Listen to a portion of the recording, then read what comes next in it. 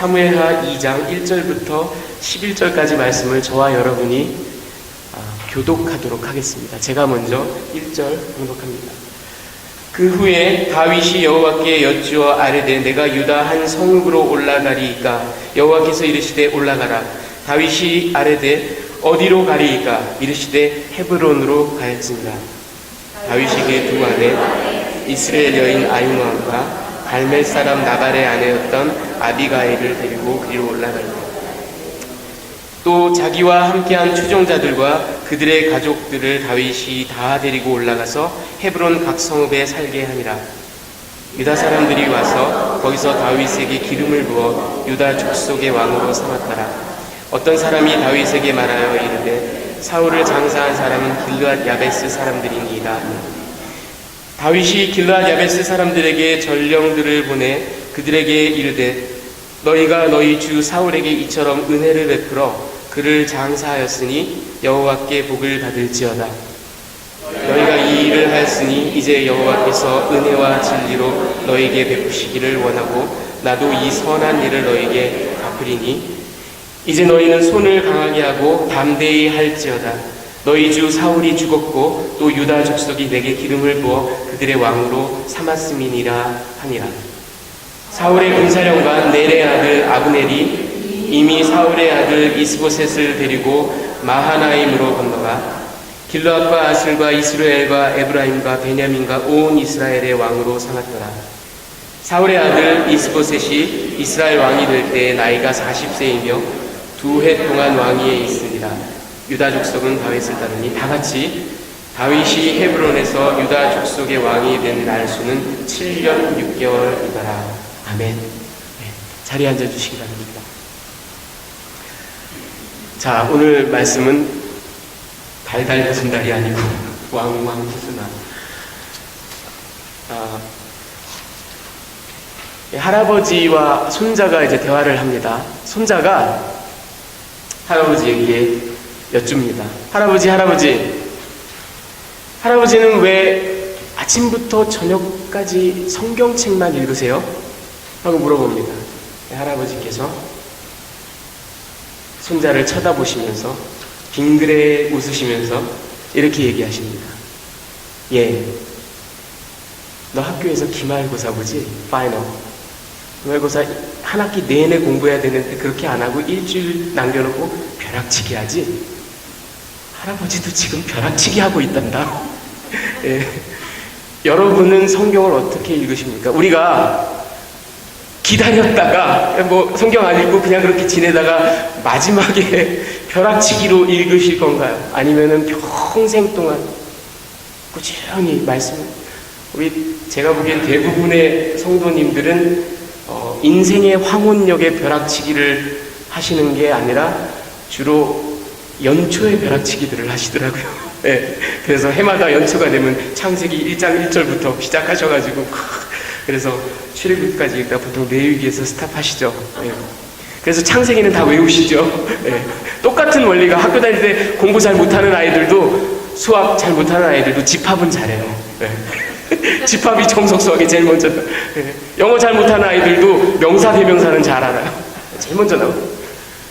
여러분 기다렸다가 읽지 마시고 연초에 몰아서 읽지 마시고 아니면 연말에 일독해야 되는데 그래서 읽지 마시고 성경을 꾸준히 날마다. 그런데 그 성경에 하나님의 놀라운 말씀이 근데 하나님의 놀라운 언약의 말씀이에요. 19세기의 영국의 침례교 목사 위대한 설교자였던 찰스 스퍼전이라는 이분은 너무나 탁월한 설교자여서 Prince of Preachers라고 불렀던 사람이에요. 설교자의 왕자. 이분이 한 설교 중에 어느 날 그 스가랴 14장 7절을 텍스트로 해서 그 스가랴 14장 7절이 어두워 갈 때에 빛이 있으리로다. 이 말씀을 가지고 이제 설교를 하시는데 그 설교에 이런 부분이 나옵니다. 여기서 그라고 나오는 사람은 신실한 크리스찬입니다. 그가 평생을 주님과 동행하고 그리고 이제 인생의 황혼역이 되어서 몸이 다 쇠하여 가고 이제 주님의 부르심을 받기 직전에 그가 하는 고백을 이야기합니다. 그는 또 젊은 시절부터 그의 등불이었던 오래된 성경을 들여다보며 이렇게 고백할 수도 있습니다. 이 약속이 내게 성취되었다. 이 언약이 나에게 이루어졌다. 나는 일생 동안 이 성경을 읽고 또 읽었지만 단 한 번도 어긋난 약속을 본 적이 없다. 내게 주신 모든 약속들이 다 이루어졌다. 그 선한 약속들 가운데 단 하나도 날 실망시키는 것이 없었다. 여러분, 이 고백이 저와 여러분의 고백이 되기를 축원합니다.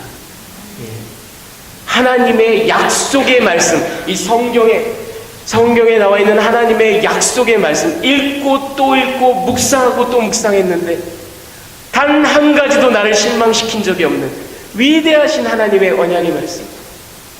더 시대를 거슬러 올라가서 17세기에 아주 탁월한 그 청교도 설교자 가운데 토마스 왓슨이라는 사람이 있었습니다. 이 사람은 캠브리지의 그 에마뉴얼 칼리지를 나온 아주 위대한 설교자였어요. 이분은 또 이렇게 얘기를 합니다. 약속을 꼭 붙드십시오. 약속은 우리 믿음의 위대한 버팀목입니다.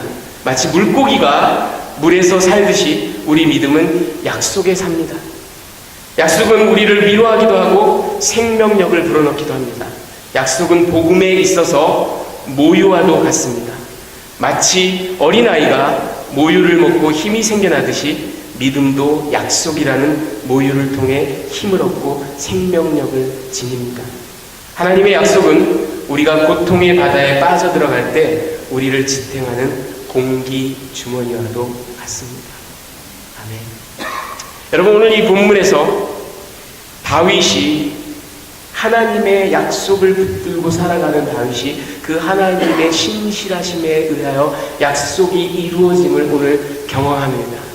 다윗이 꼭 붙드는 약속이 뭔지 한번 우리 같이 나눠보시기 바랍니다. 이야기 속으로 들어가 보면 1절부터 4절 상반절까지는 그 헤브론 왕, 헤브론에서 왕으로 등극한 이제 드디어 다윗이 왕이 됩니다.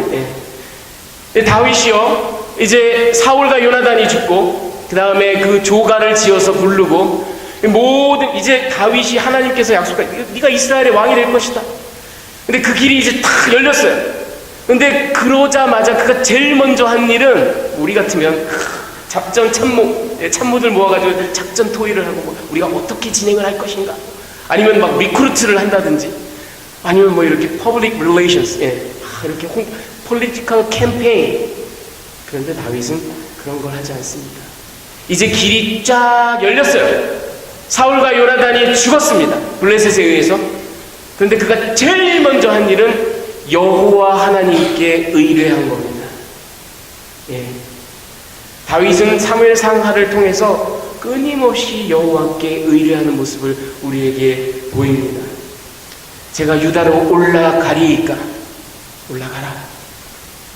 어디로 가리이까? 이 도시로 가리이까? 저 도시로 가리이까? 헤브론으로 가리이까? 헤브론으로 가라. 여러분, 이게 어떻게 가능했느냐? 다윗에게는 아비아달이라는 제사장, 노베에서 모든 제사장들이 죽임을 당했는데 혼자 살아나온 아비아달이라는 제사장을 다윗이 품었죠. 그 아비아달은 에봇을 가지고 도망 나왔습니다. 그 에봇에는, 제사장의 옷 에봇에는 우림과 둠밈이 있어요. 그 우림과 둠밈으로 하나님의 뜻을 구하는, 그렇게 해서 답을 얻고 헤브론으로 올라갑니다. 이 헤브론으로 그래서 자기 가족과 600명이나 되는 자기를 따르는 전사들, 그리고 그의 식솔들, 그러니까 못 잡아도 1500명, 어쩌면 2000명가량 됐을 겁니다. 그 사람들 쫙 헤브론으로 내려가서 헤브론과 그 헤브론 인근에 있는 성읍들에 전부 다 정착을 시킵니다. 여러분, 이 헤브론이라는 곳은요, 족장들, 아브라함, 사라, 이삭, 리브가, 야곱, 레아, 이 사람들이 전부 다 묻힌 곳이에요. 그리고 유다 지파의 그 땅들 가운데, 도시들 가운데 가장 유력한 도시가 헤브론이었습니다. 특히 여호수아 21장 13절을 보면 그 지역에서 가장 큰 도피성, 여러분, 그 누명을 쓰고 도망온 사람이 그곳에 들어가면 목숨을 건지는 그 도피성이었고요.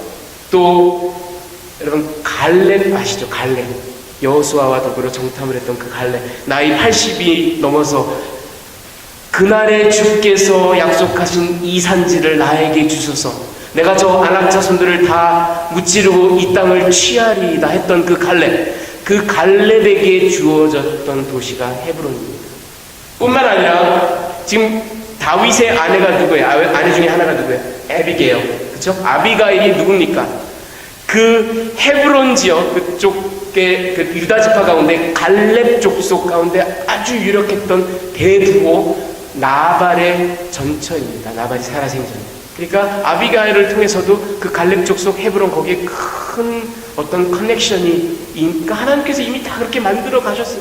더군다나 여호수아서 21장 13절에 보면 이 헤브론이 또 어떤 도시냐면요, 제사장들 가운데 아론의 계열의 제사장들에게 특별히 할당한 그런 도시입니다. 그래서 다윗에게는 누가 있어요? 아비아달. 그가 바로 아론 계열의 제사장입니다. 그러니까 하나님께서는 이미 아비아달을 통해서, 아비가일을 통해서, 그리고 다윗이 또 유다 지파고, 그렇죠? 그 모든 것들을 통해서 이미 다 만들어 오셨습니다. 이 다 헤브론은요, 다윗이 있었던 시글락에서부터 북동쪽으로 한 27마일 정도 떨어져 있고요. 예루살렘에서는 남남서쪽으로 한 19마일 정도 떨어져 있고, 해발이 한 3,000m 되는 높은 지대입니다. 이제 그곳에 가서 정착을 딱 하죠. 그랬더니 유다의 장로들이 와서 그에게 기름을 붓고 유다 지파의 왕으로 그를 이제 세웁니다. 여러분, 종교개혁자 캘빈은 이 부분을 주석하면서 뭐라고 아주 기가 막힌 표현을 하냐면요, 그 옛날 사무엘상 그 16장에 선지자 사무엘이 프라이빗한 곳에서, 그 가족과 그 동네 사람들 정도만 있었겠죠. 프라이빗한 곳에서 기름을 붓고 이스라엘의 왕으로 세웠던 것을 이제 유다 지파가, 유다 족속들이 다 같이 모여서 아멘으로 화답하고 있다, 그렇게 표현하고 있습니다. 자, 그렇게 유다의 왕이 된 다윗이 제일 먼저 한 일은 근데 외교입니다. 4절 후반절부터 7절까지의 내용을 보면 다윗의 외교가 나옵니다. 이 다윗이 길르앗 야베스에 사절을 보냅니다. 길르앗 야베스 사람들이 사울 왕의 그 시신을 수습하고 아주 극진히 예우를 했죠. 그러면서 다윗이 그곳에 사절단, 외교 사절을 보내는 겁니다. 보내서는 너희가 사울 왕에게 베푼 그 자비와 인자가 참으로 아름답다. 그러면서 하나님께서 그 모습을 보고 너희에게 은혜를 베푸시기를 내가 기원한다 하고 얘기합니다. 그리고 뿐만 아니라 나 역시 너희에게 그런 은혜를 앞으로 베풀 것이다, 이렇게 얘기를 합니다. 그리고는 이제 강하고 담대해라. 왜? 내가 유다의 왕이 되었기 때문에. 이게 무슨 말일까? 이 부분을 제가 적용 부분에서 다시 한번 얘기하도록 하겠습니다. 자, 한편 사울의 군사령관으로 아브넬이 있었습니다. 이 아브넬은 넬의 아들, 넬이 바로 사울의 숙부예요. 삼촌이에요. 그러니까 아브넬은 사울 왕의 사촌입니다. 그러면서 사울 왕의 최고 군사령관이었어요. 그는 다윗이 골리앗을 죽일 때도 그 자리에 군사령관으로 있었고요. 사울의 식탁에서 늘 함께 식사를 했던 사울의 최측근이고요. 그리고 다윗이 사울을 죽일 수도 있었는데 죽이지 않았던 그 자리, 그 광야에서 쫓아다니던 그 자리에도 아브넬이 있었던 모든 것을 본 사람입니다. 사울 왕국에서 가장 강력한 그런 사람이에요. 근데 그가 사울 왕의 그 세 아들이 다 한 날 한씩 죽었잖아요. 요나단을 비롯해서. 근데 이스보셋이라는 아들이 살아남아 있었습니다. 이 이스보셋은 원래 그 이름이 역대상 8장 9장에 보면 그 원래 이름은 에시바알이었던 것 같아요. 이 에시바알이라는 말은 바알의 사람이다, 그런 말이에요. 예, 바알신 아시죠, 여러분? 그러니까 이 성경 필사자들이 그게 너무나 참남하니까 바알의 사람. 그래서 이스보셋 이름을 바꾼 게 아닌가, 우리가 그렇게 생각을 하는데요. 이스보셋이란 뜻은 man of shame, 치욕의 사람이다. 치욕이나 바알이나, 그냥 바알 쓰는 것보다 나으니까. 이스보셋은 무슨 일에서인지 죽음을 면했어요. 아마도 아마도 왕가에서는 흔히 그런 일들을 하죠. 왜? 일가족이 몰살을 하면 왕통이 이어지지 않으니까. 그러니까 따로 떼놨겠죠. 제가 그 얘기 듣고 되게 웃었는데 여러분, 그 재벌 가문에서도 아들 둘을 어디 여행 보낼 때 같은 비행기 안 태운다 그러더라고요. 예. 비행기 하나가 사고가 나면 다 계승자들이 다 죽으니까. 그렇죠? 예. 아무도 비슷한 이유에서 이렇게 따로 떼놨던 듯 합니다. 아브넬이 그 자기 이제 말하자면 뭐 오촌 조카가 되겠죠? 예. 그 이스보셋을 데리고 마하나임이라는 곳에서 이제 사울 왕국을 계속해서 이어가려고 합니다. 이 마하나임이라는 곳은 요단강 동편에 있는 땅이에요. 야복강가에. 그리고 전통적으로 그 갓 지파의 땅입니다. 예, 그리고는 이제 그곳에서 사울 왕국을 계속 이어갑니다. 자, 여러분, 이게 오늘의 스토리인데요. 이 말씀을 가지고, 이 이야기를 가지고 제가 여러분과 두 가지 메시지를 나누기를 원합니다. 그 첫 번째는 이겁니다. 하나님의 신실함, 헤세드. 제가 사무엘상을 강의할 때 이 헤세드라는 걸 말씀드렸죠. 여러분, 헤세드라는 거는 영어 성경에서 보통 steadfast love, 예, 또는 kindness, 또는 covenantal love, 하나님의 그 신실하심, 자비로우심, 언약적 사랑, 그 친절하심, 이렇게 보통 번역되는 하나님의 백성들을 향하시는 사랑이에요. 여러분, 창세기서부터 말라기까지 그 히브리 성경을 쫙 관통하고 있는 그 모든 스토리를 너무나 방대하고 너무나 위대한 그 하나님의 놀라운 이야기를 말도 안 되지만 딱 하나 히브리 단어로 응축해봐라. 그럼 헤세드, 하나님의 언약적 신실하심, 그 사랑, 자비. 그런데 오늘 다윗이요, 바로 그 하나님의 헤세드를 닮은 사람입니다. 그것을 반영하는 사람입니다. 그것을 현실에 적용하는 사람입니다.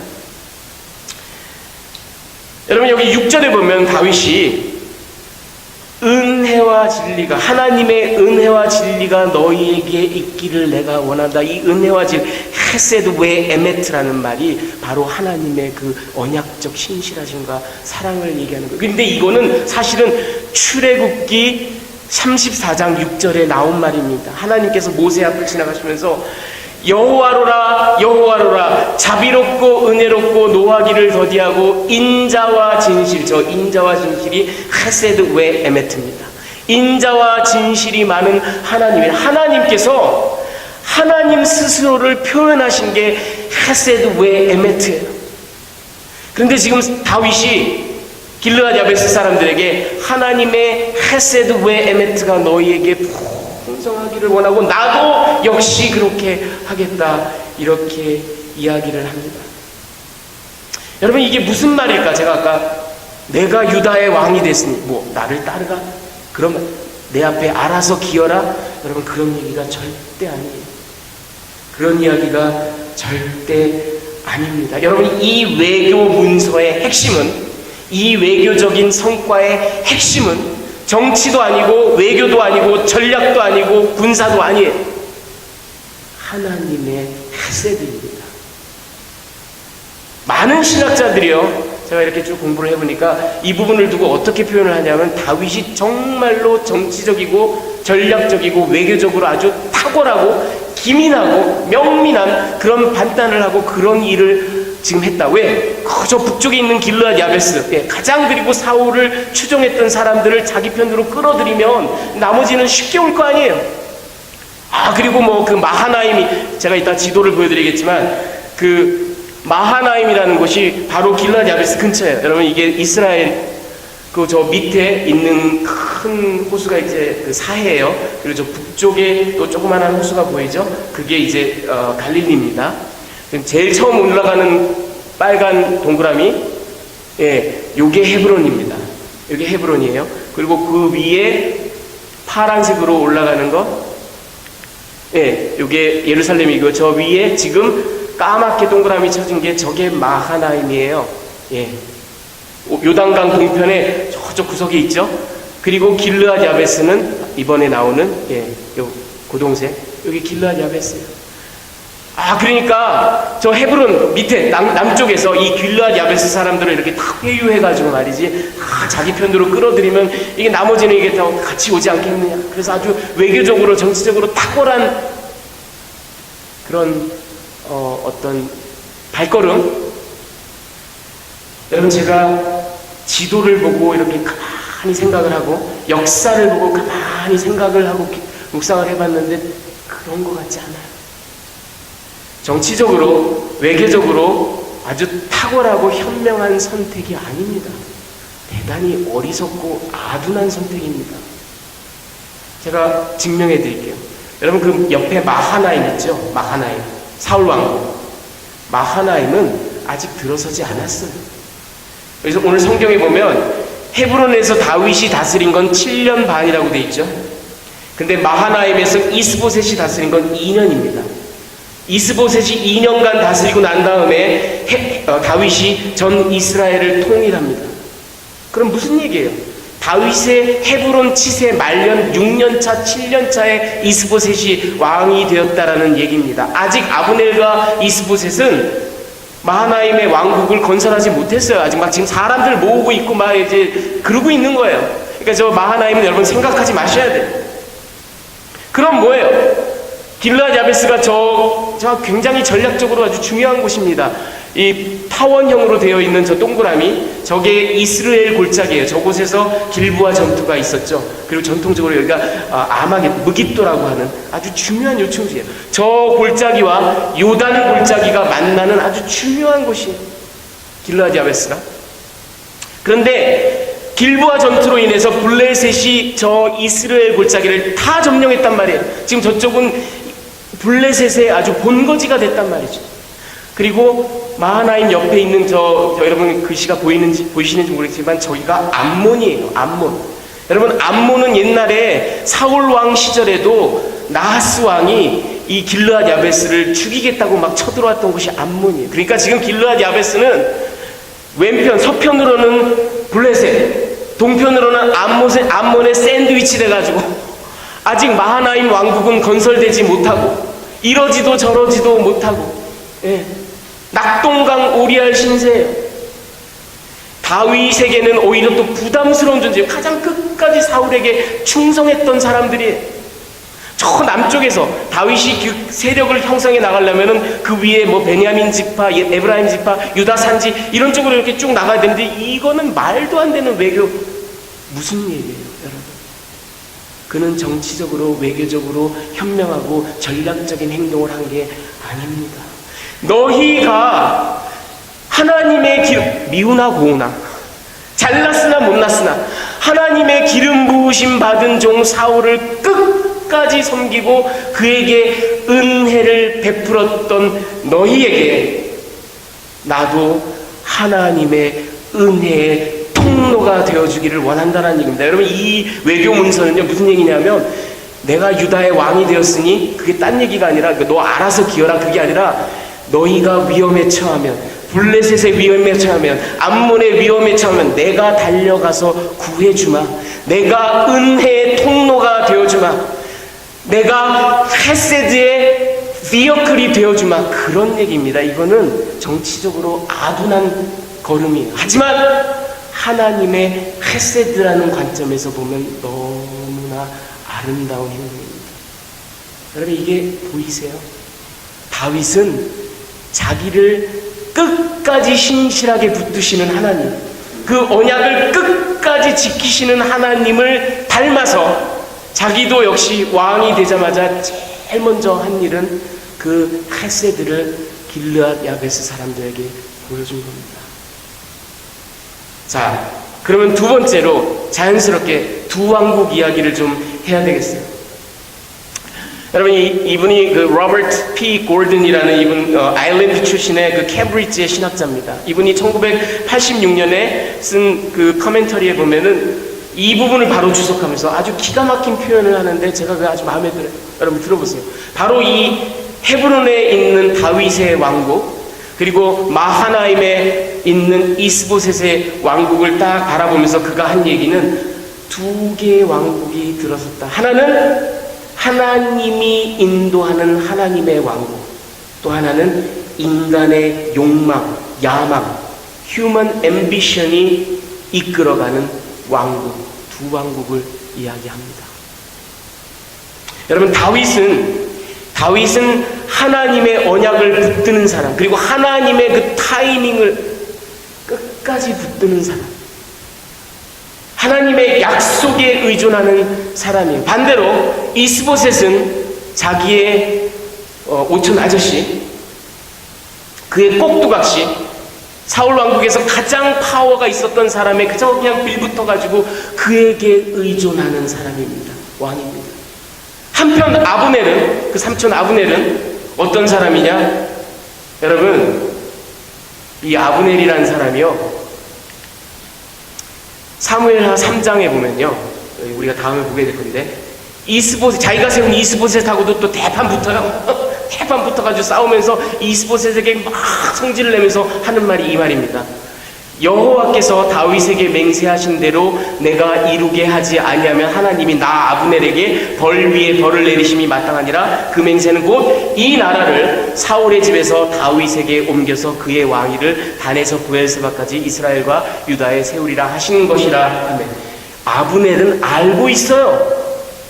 하나님께서 다윗에게 기름 부으셨다는 걸 알고 있고 다윗이 차기 대권자임을 알고 있습니다. 같은 장 18절에 보면요, 이번에는 유다 사람들에게 와서 아브넬이 또 얘기합니다.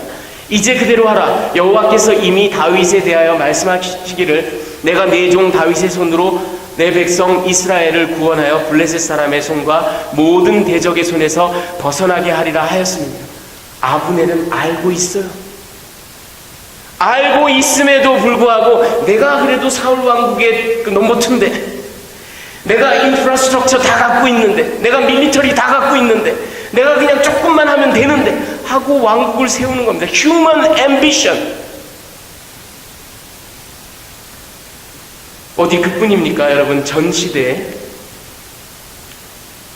두 왕국, 사울이 이끌었던 왕국, 여러분, 비록 하나님의 기름 부으심을 받은 사울이었지만 하나님께 불순종하고 자기가 제사 지내고 자기가 마음대로 취하고 끝내는 신접한 여인 찾아가고 이렇게 정말 끝간대를 모르고 막 가는 사울, 그가 이끄는 인간 왕국.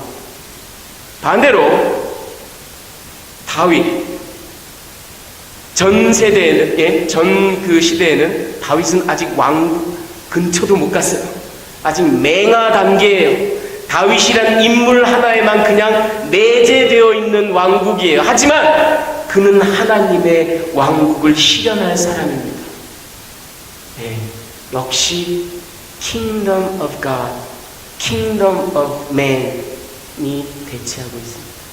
여러분, 시간을 좀 더 패스트 포워드해서 한 1000년 뒤에 다윗보다 더 위대한 메시아가 이 땅에 오시죠. 다윗의 더 위대한 자손, 예수께서 이 땅에 하나님의 통치를 실현하기 위해서 오십니다. 그분을 통해서 하나님의 통치가 이 땅에 이루어져요. 하지만 사도 바울이 얘기했던 것처럼 여전히 공중권세 잡은 자는 인간 왕국을, 만몬의 왕국을, 정치의 왕국을, 외교의 왕국을 여전히 이끌어가고, 여러분, 우리는 이 두 왕국의 컨플릭트, 살아가고 있는 존재들입니다. 더 시간을 거슬러 올라가 볼까요? 약 400년 뒤에 히포의 어거스틴이라는 교회 역사상 가장 탁월한 신학자가 나옵니다. 그가 쓴, 로마가 완전히 유린되는 모습을 바라보면서 그가 쓴 탁월한 기독교 현장이 바로 The City of God, 하나님의 도성.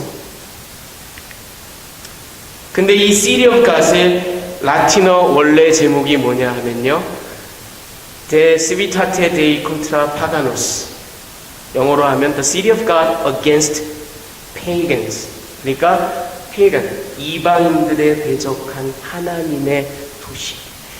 저 City of God, 하나님의 도성이라는 책은 하나님의 주권, 하나님의 위대하심, 하나님의 섭리, 하나님의 역사, 그리고 하나님의 선하심, 그리고 우리 인간의 타락, 전적인 타락, 이런 것들을 쫙 설파하는 기가 막힌 책인데, 여러분 저 책의 근데 핵심적인 테마가 뭔지 아세요? 우리 인류의 역사는 하나님의 도시, 하나님의 통치가 있는 도시와 City of Man, 인간의 자유의지, 인간의 free will 또는 City of Devil, 사단의 도시가 끊임없이 각축전을 벌이고 갈등하는 그것이 바로 인간의 역사가 바로 이 책의 가장 핵심적인 테마입니다. 두 도시, 두 왕국. 그런데요, 여러분, 이 두 왕국이 언제부터 시작됐을까요? 우리는 지금 다윗을 통해서, 이스보셋을 통해서 언제까지 거슬러 올라갈까요?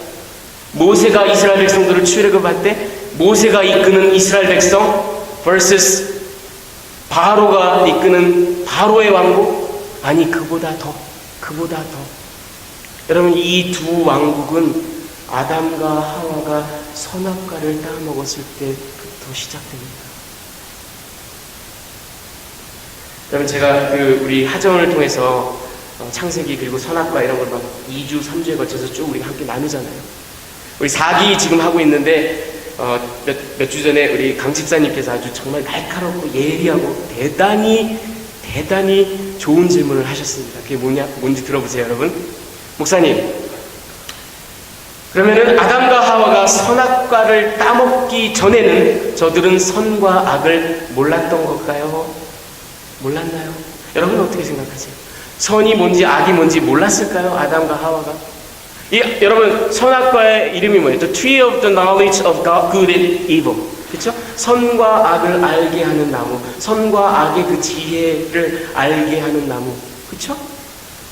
어떻게 생각하세요? 그러니까 저거를 따 먹으면 선과 악을 알게 되는 것처럼 들리죠? 여러분, 사실은 그게 아닙니다. 우리가 아이들을 키워보면 알아요. 갓난아이, 어린아이가 이렇게 막 이제 앉아 있는데 얘가 막 우유를 엎고 거기다가 치리오를 막 부어가지고 손으로 막 뭉개고 있어요. 손으로 막 뭉개고 있어요.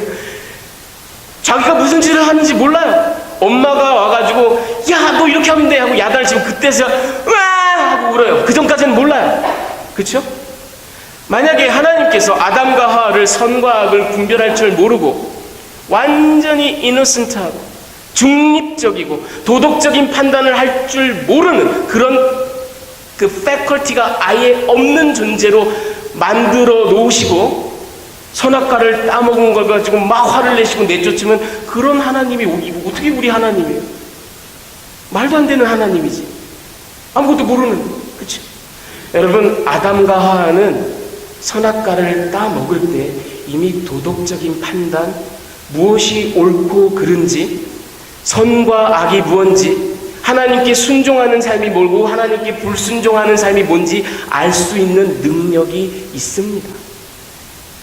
그렇다면 왜 The Tree of Knowledge of Good and Evil이라고 했을까? 왜 선과 악을 알게 하는 나무, 선악과라고 했을까? 제가 보기엔 이거는 표현이 잘못된 겁니다. 여러분들이 한 걸음 더 나가셔서 생각하셔야 됩니다. 뭐냐면 이전까지는 하나도 몰랐다가 이걸 딱 따먹음으로써 눈이 확 밝아져서 선과 악을 이젠 내가 알아. 이게 아니라 선악과의 의미는 이겁니다. 이제부터 선과 악을 내가 판단하겠소라는 선악과입니다. 그러니까 무슨 얘기예요? 선악과를 따먹었다는 얘기는 단순한 불순종이 아닙니다. 내가 선과 악을 판단하는 기준이 돼. 하나님 비켜 계십시오. 내가 판단하겠습니다. 내가 보기에 좋게, 느끼기에 좋게, 내 안목에 맞게 살아가겠습니다라는 왕위 찬탈입니다. 저 때부터 두 왕국이 시작된 겁니다. 여러분, 다윗은 오늘 하나님의 약속을 신실하게 기다리고 그리고 하나님의 헤세드를 닮은 사람으로 왕위를 시작하고 하나님의 그 은혜와 자비를 보여주는 사람으로 시작하며 그리고 여전히 하나님의 약속을, 하나님의 신실함을 믿고 붙들고 있습니다. 생각해 보세요, 여러분. 네가 이스라엘의 왕이 될 것입니다. 아직 이스라엘의 왕 아니잖아요. 그쵸? 헤브론에서 그죠? 유다 지파의 왕. 주님 말씀하신 게 겨우 이거예요? 이럴 수도 있어요. 그럼에도 불구하고 그는 왜? 하나님은 신실하신 분이에요.